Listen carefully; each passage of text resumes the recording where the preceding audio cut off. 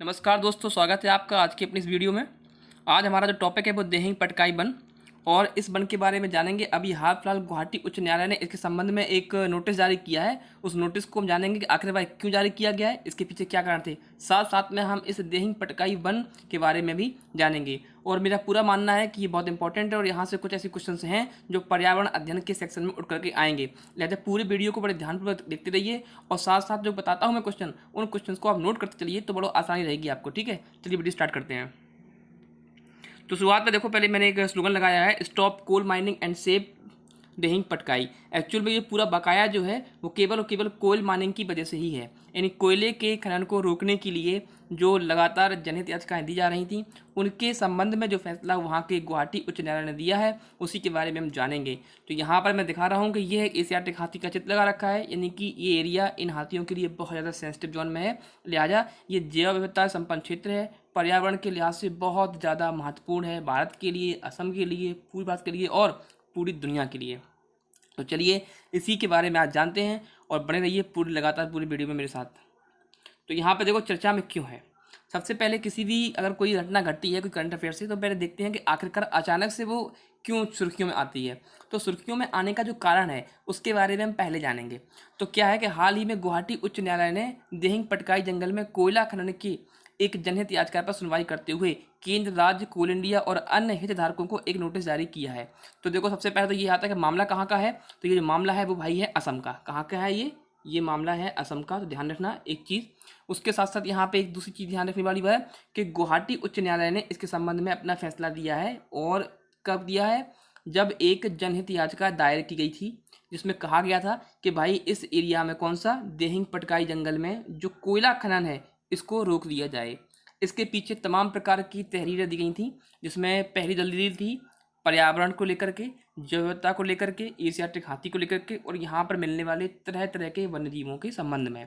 ठीक है, तो इस जनहित याचिका पर सुनवाई करते हुए जो गुवाहाटी उच्च न्यायालय है उसने केंद्र सरकार को, राज्य सरकार को और जो कोल इंडिया है उसको नोटिस जारी किया है, और बताया है कि भाई यहाँ पर आप तत्काल प्रभाव से क्या करें, जो कोयले का खनन है उसे रोक दें। और अगर आप करते हैं तो आपके संबंध में, आपके पास इसके संबंध में ऐसी कौन सी जो पॉलिसी है जिसके तहत इस एरिया को कम से कम नुकसान पहुंच सके। किस एरिया को? तो वो है आपका देहिंग पटकाई जंगल। तो एक क्वेश्चन तो निकल के यहाँ से आ सकता है कि देहिंग पटकाई जंगल कहाँ पर है। तो ये असम राज्य में है। ठीक, कहाँ पर है ये? असम राज्य में है। तो ऑप्शन में टिक करने के लिए आए या मैचिंग करने के लिए आए, आप यहाँ से तैयार रखिएगा। और साथ साथ बता दूं मैं कि इसे पूर्वी भारत का अमेजन भी कहा जाता है। तो अमेजन फॉरेस्ट है और बायोडाइवर्सिटी के लिहाज से बहुत बहुत इंपॉर्टेंट है। ठीक है, जनहित याचिका में इस पर्यावरणीय दृष्टि से धनी क्षेत्र में कोयले के खनन रोकने के लिए कहा गया है। तो ठीक है भाई, जैसे ये मामला आता है तो नोटिस में ये लिखा है कि आप कोयले के खनन को क्या करते हैं, फौरन आप रोक दीजिए, क्योंकि इस खनन से वहाँ का जो बायोडाइवर्सिटी है उसे क्या हो रहा है, उसे खतरा उत्पन्न हो रहा है, और जो वहाँ पर वन्यजीव हैं उनका जीवन भी संकट में लगातार पड़ता जा रहा है। लिहाजा कोयले के खनन को रोकने की बात तत्काल ही कही गई है। अब इस जनहित याचिका के पीछे कौन कौन लोग थे जो लगातार विरोध में थे कि नहीं भाई यहाँ पर ये जो खनन है उसे रोक देना चाहिए, यहाँ पर कोयले की जो माइनिंग है, कोल माइनिंग, उसे बंद करना चाहिए। तो इस परियोजना का विरोध जो है वहाँ पर ऑल असम स्टूडेंट यूनियंस, जो असम की स्टूडेंट यूनियन है वो, और भारत के फॉरेस्ट मैन जादव पायेंग और गायक पापन के बारे में तो भाई आपने गाने सुने होंगे। अभी जो सुल्तान मूवी थी उसमें बड़े अच्छे अच्छे गाने गाए हैं, और इसके पहले भी कई गाने वो गाते रहे हैं। तो जो है सिंगर जो पापन है वो, उस साथ साथ में जो है जादव पायेंग, ये लोग क्या हैं, इस इस जो जनहित याचिका है इसके पीछे इनका हाथ है। ये चाहते थे कि यहाँ पर जो कोल माइनिंग है वो बंद हो। तो इन सब लोगों ने विरोध किया था कि सरकार को फौरन यहाँ से कोल माइनिंग बंद कर देनी चाहिए, क्योंकि ये एक ऐसा एरिया है जो काफ़ी सेंसिटिव जोन है फॉर बायो डाइवर्सिटी। ठीक है, तो यहाँ ध्यान देने वाली बात है। अब यहाँ पे एक नंबर क्वेश्चन निकल के सामने आ रहा है। देखिए भाई, गायक पापन और वगैरह के बाद नहीं आएगा, लेकिन फॉरेस्ट मैन पूछेंगे कि इंडिया के जो फॉरेस्ट मैन है वो कौन है, तो वो है जादव पायेंग। तो इनके बारे में थोड़ा नोट कर लीजिए, एक नंबर का यहाँ से क्वेश्चन बन रहा है। मैं आप बता रहा हूँ ये बहुत इंपॉर्टेंट टॉपिक है, और इसमें एक नहीं कई क्वेश्चन बनेंगे। जो पर्यावरण, जो इन्वायरमेंटल सेक्शन है वहाँ पर यहाँ से क्वेश्चन पूछे जाने की संभावना पूरी है। लिहाजा पूरा वीडियो देखते रहिए। इसके साथ साथ देखते हैं क्यों कोयला खनन रोकने को कहा गया है। आखिरकार जब यहाँ पर जनहित याचिका लगाई गई थी तो उसके पीछे जो दलीलें दी गई थी उसके तुरंत पश्चात ही गुवाहाटी उच्चतम न्यायालय ने जो नोटिस जारी किया उसमें कहा कि भाई फौरन तत्काल यहाँ पे कोयला खनन को रोक दिया जाए। तो वो क्यों, उसके संबंध में यहाँ पे जानेंगे। तो पर्यावरणविद व अन्य, देखो यहाँ पर एक टॉपिक है पर्यावरणविद, यानी कि तो पता लग गया होगा ये कौन लोग हैं, जो पर्यावरण की सुरक्षा से संबंधित लोग हैं।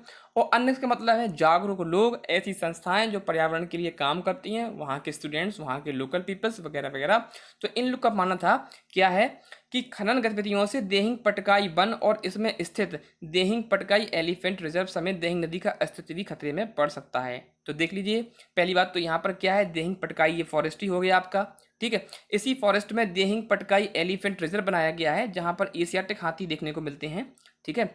असम में ये जो है देहिंग पटकाई रिजर्व है, ठीक है। फॉर ये कौन सा एलिफेंट रिजर्व है, तो इसको खतरा है। और साथ साथ में जो नदी है कौन सी, देहिंग नदी, इसको भी बहुत बड़ा खतरा है।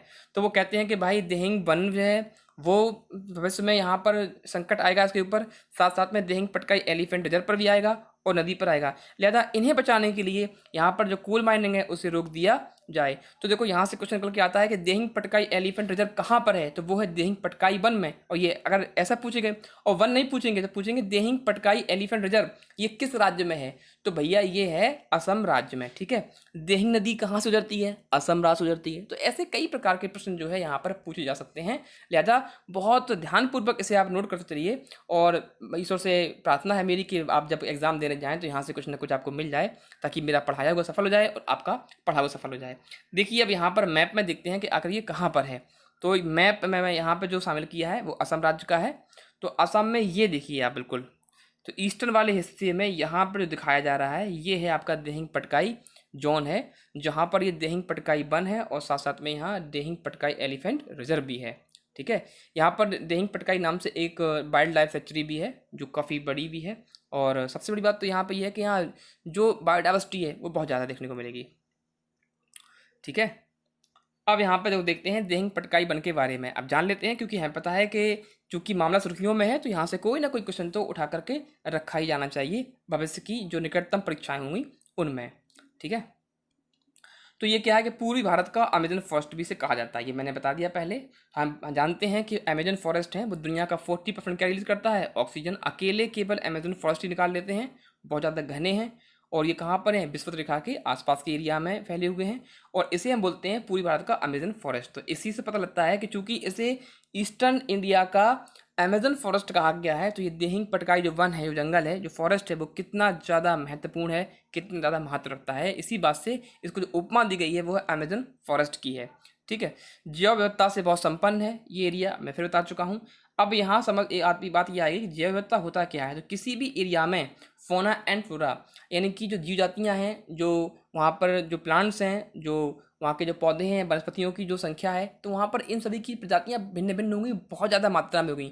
तो ऐसे रिच एरिया को हम लोग बोलते हैं बायोडाइवर्सिटिकल एरिया, ठीक है। जहाँ पर एक से अधिक जीवों की प्रजातियाँ हों और एक से अधिक क्या हो सकती हों, आपके फूलों की, पत्तियों की और वृक्षों की एक सी प्रजातियाँ हों। मतलब अगर यहाँ बात करें एक मकड़ी की, तो मकड़ी में ही कई प्रकार की उपप्रजातियाँ हो सकती हैं। अगर हम बात करें यहाँ फूलों की, तो पता पड़ा गुलाब का फूल है तो उसमें भी कई प्रकार के हैं। तो ऐसा एरिया कहीं देखने को मिलता है तो वहाँ पर हमें लगता है कि भाई ये बहुत ज़्यादा रिच है। और यहाँ पर जो होता क्या है कि जैव विविधता के लिए सबसे आवश्यक जो शर्त है वो ये है कि उस एरिया में 40% से ज़्यादा स्थानीय प्रजातियां होनी चाहिए, यानी कि ऐसी प्रजातियां जो केवल उसी स्थान विशेष के लिए हों और दुनिया में वो कहीं पर भी ना मिलती हों। तो चूंकि जब वहाँ पर स्थानीय प्रजातियां बहुत ज़्यादा हो गई, जिसकी वजह से उस एरिया का नाम होगा दुनिया में कहीं और नहीं होगी, लिहाजा वो बायोडाइवर्सिटी के लिहाज से, जैव विविधता के लिहाज से बहुत ज़्यादा इंपॉर्टेंट है। भारत में ऐसे 2 जोन तो पहले बता चुका हूँ। एक आपका कौन सा है, अगर आप इंडिया की यहाँ से बात करते हैं, ये मानचित्र बनाया है, तो इस मैप में ये क्या है, आपका वेस्टर्न घाट है। तो वेस्टर्न घाट बहुत ज़्यादा बायोडाइवर्सिटी के लिए जाना जाता है। इसके साथ साथ आपका जो हिमालयन रीजन है, हिमालयन रीजन भी बहुत जाना जाएगा। और साथ साथ में ईस्टर्न इंडिया में भी एक्चुअली ये हिमालय की तराई क्षेत्र में मौजूद है, तो ये वाला भी हो गया, ठीक है। तो सबसे ज़्यादा भारत में अगर हम बात करें कहाँ मिलती है जैव विविधता, तो वो मिलती है हमें वेस्टर्न घाट, यानी कि पश्चिमी घाट पर। वास्तव में पश्चिमी घाट एक प्रकार का हॉटस्पॉट भी क्षेत्र आ गया है। कारण ये है कि जितनी ज़्यादा यहाँ पर जैव विविधता है, उसी के साथ साथ उसके खात्मे का जो संकट है वो भी इसके ऊपर मंडरा रहा है। और ऐसा हम बता चुके हैं, अभी कई वीडियो में आपने देखा भी होगा, और बात चलती भी रहती है कि भाई इस तरीके से जो इंडस्ट्रियल जो वेस्ट है वो बड़ा परेशान करने वाला है, जिसकी वजह से कहीं ना कहीं जो बायोडाइवर्सिटी है वो खतरे में पड़ जाती है। और सबसे ज़्यादा जो खतरा है वह मानव स्वयं में है, क्योंकि मानव का हस्तक्षेप किसी भी एरिया की बायोडाइवर्सिटी को ख़त्म करने के लिए पर्याप्त है। इंसान वहाँ से लकड़ी निकालेंगे, इंसान वहाँ की जीव जातियों को मारेंगे, तो ये सारी चीज़ें हैं जो परेशान कर देने वाली हैं। देहिंग पटकाई एलिफेंट रिजर्व भी यहीं पर है, जो 575 वर्ग किलोमीटर फैला हुआ है। तो मैंने ये बार बार इसलिए लिख रखा है ताकि आपको ये बिल्कुल रट जाए कि भाई देहिंग पटकाई जो एलिफेंट रिजर्व है वो कहाँ पर है। वो देहिंग पटकाई फॉरेस्ट असम में है। और इसका अगर हम बात करें एरिया कितना है तो वो है 575 वर्ग किलोमीटर है। ठीक है, इसके साथ साथ देहिंग पटकाई वाइल्ड सेंचुरी और सलेकी रिजर्व फॉरेस्ट भी यहाँ पर हैं।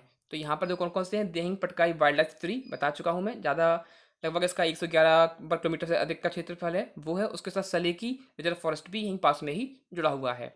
देहिंग नदी भी यहीं से होकर गुजरती है। तो एक ऑप्शन ये भी है कि ये जो नदी है वो देहिंग पटकाई फॉरेस्ट के लिए एक अमृत है, जीवनदायिनी है। और यहाँ पर जो पेड़ पौधे हैं और जीव जंतु हैं सभी के लिए जल की उपलब्धता इसी नदी से हो जाती है। अब यहाँ पर बात ये आती है कि देहिंग पटकाई फॉरेस्ट में कौन कौन से लिविंग ऑर्गेनिज्म यानी कि जो एनिमल्स हैं, जीव जंतु हैं जो वहाँ देखने को मिलेंगे, यहाँ से एग्जाम में पूछ सकते हैं। तो सबसे ज़्यादा इंपॉर्टेंट यहाँ सामने आया है वो है आपका एशियाटिक हाथी। ठीक है, एशियाटिक जो हाथी है, एलिफेंट है, वो यहाँ पर बहुत ज़्यादा देखने को मिलता है और इनके लिए तो पूरा पूरा एक देहिंग पटकाई एलिफेंट रिजर्व ही बना दिया गया है। इसके साथ साथ यहाँ पर शाही बंगाल टाइगर भी देखने को मिलेगा, यानी कि शाही बंगाल टाइगर भी यहाँ पर है। चाइनीज़ पेंगोलिन भी है। हिमालयन काले भालू भी यहाँ देखने को मिलेंगे। उड़ने वाली जो है लाल रंग की गिलहरी देखने को मिलेगी। हुलाक गिब्बन मिलेगा और भौंकने वाला हिरन वो भी यहाँ देखने को मिलेगा। गोल्डन कैट देखने को मिलेगी और मार्बल कैट देखने को यहाँ पर मिलेगी। ठीक है, तो यहाँ पर जो देखो इंपॉर्टेंट जो एग्जाम पूछ सकते हैं, तो एक पूछ सकते हैं उड़ने वाली गिलहरी कहाँ मिलती है, तो बताएंगे पटकाई, देहिंग पटकाई फॉरेस्ट में। ठीक है, उसके साथ साथ जो है भौंकने वाले हिरन तो वो भी कहाँ पे, देहिंग पटकाई फॉरेस्ट में। गोल्डन कैट कहाँ पर है, देहिंग पटकाई फॉरेस्ट में। ठीक है, यहाँ पर मैं एक्स्ट्रा बता दूं आपको कि भारत में सबसे ज़्यादा, बल्कि भारत में नहीं दुनिया में सबसे ज़्यादा जो कैट हैं, जो बिल्लियों की प्रजातियाँ हैं, वो इसी एरिया में देखने को मिलती हैं। तो पूरी धरती पर जितनी बिल्लियों की प्रजातियां हैं उससे ज़्यादा कहीं कहाँ पर हैं, वो केवल केवल देहिंग पटकाई फॉरेस्ट में है। तो एक प्रकार से हम जान सकते हैं कि जो भी हम कैट के बारे में पढ़ेंगे वो यहाँ पर देखने को मिलती हैं। तो इस प्रकार से कैट के लिहाज से ये बहुत ज़्यादा सेंसिटिव है, क्योंकि भाई मैं फिर कह रहा हूँ, ध्यान रखना कि दुनिया में सर्वाधिक जो बिल्ली की प्रजातियाँ हैं तो वो कहाँ पर हैं, यहीं पर है। जिसमें यहाँ पर मैंने दो प्रजातियाँ शामिल की हैं। एक कौन सी की है मैंने, गोल्डन कैट। ठीक है, और एक कौन सी है, मार्बल्ड कैट। तो यहाँ पर गोल्डन और मार्बल ये इंपॉर्टेंट है, ये एग्जाम में आ सकती हैं। ये किस एरिया में है, तो वो देहिंग पटकाई फॉरेस्ट में है, या तो इनको मैंने यहाँ पे शामिल किया हुआ है। ठीक है, पर यह ध्यान रखना कि दुनिया में सबसे ज़्यादा जो प्रजातियाँ हैं जो कैट की, वो इस एरिया में देखने को मिलती हैं। साथ साथ यहाँ पे 300 प्लस क्या है, पक्षियों प्रजातियाँ, और 40 प्लस क्या है, स्तनधारी प्रजातियाँ। इनकी जो मैमल्स हैं वो कितने हैं यहाँ पर, 40 प्लस जो मैमल्स की यहाँ पर हैं स्पीसीज, और 300 प्लस कौन सी हैं, पक्षियों की हैं। ठीक, तो ये भी यहाँ पे इंपॉर्टेंट है। यहाँ पे तो कोई चार्ट शामिल किया गया है जिसमें यहाँ दिखाते हैं कि वाह क्या बायोडाइवर्सिटी है, biodiversity of Dehing Patkai wild sanctuary. तो देखो यहाँ पर मैमल्स कितने हैं, 40 प्लस दिखा रहे हैं, ये 40 प्लस मैमल्स हैं। जो वाइल्ड बर्ड्स हैं वो कितनी हैं, 300 प्लस हैं। इसके साथ साथ जो रेप्टाइल्स हैं यानी जो सरीसृप हैं तो उनकी 40 प्लस हैं। जो बटरफ्लाइज हैं 155 से भी ज़्यादा यहाँ पर आपकी जो बटरफ्लाइज हैं उनकी प्रजातियाँ देखने को मिलेंगी। अगर यहाँ पर जो नदी बह रही है उसमें 35 से ज़्यादा क्या है, मछलियों की प्रजातियाँ देखने को मिलेंगी। और जो मेजर ट्री हैं, यानी कि जो मेजर ट्री का मतलब है जो यहाँ की जैव विविधता के लिए इस जिनके लिए वो जो ये वन जाना जाता है, तो वो 60 से ज़्यादा हैं। तो 60 से ज़्यादा क्या है यहाँ पर मेजर ट्रीज़ हैं, और 100 से ज़्यादा क्या है, ऑर्किड्स हैं। तो देखो जब भी ऑर्किड्स के बारे में अगर जानना हो आपको एक्स्ट्रा, तो आप बताएं कमेंट बॉक्स में, इसके लिए मैं एक स्पेशल बना के लाऊंगा वीडियो। तो आप वहाँ पे जान सकते हैं, इनका महत्व जान सकते हैं, इनके प्रकार जान सकते हैं, इनके आकार रूप रंग, इनकी पत्ती वगैरह के बारे में बता दूंगा। तो यहाँ पर देखिए कितना ज़बरदस्त जो है ये बायोडाइवर्सिटी का एरिया है, जहाँ पर 40 प्लस तो अकेले मैमल्स हैं, 300 प्लस क्या है वाइल्ड लाइफ जो वाइल्ड बर्ड्स हैं, और 40 प्लस रेप्टाइल्स हैं, 155 प्लस बटरफ्लाइज हैं, 35 प्लस फिशेस हैं, 60 प्लस मेजर ट्रीज हैं, एंड 101 प्लस क्या हैं, ऑर्किड्स हैं। तो ये जैव विविधता के लिहाज से बहुत ज़्यादा इंपॉर्टेंट है।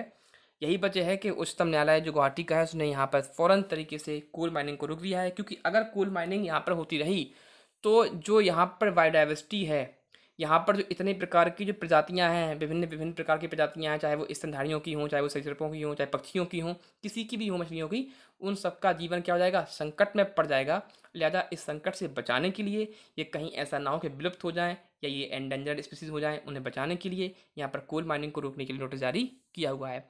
अब सरकार इसके संबंध में क्या कदम उठाती है, ये देखना है। आज की वीडियो में इतना ही। वीडियो अच्छा लगा हो तो लाइक करें, शेयर करें। Thank you.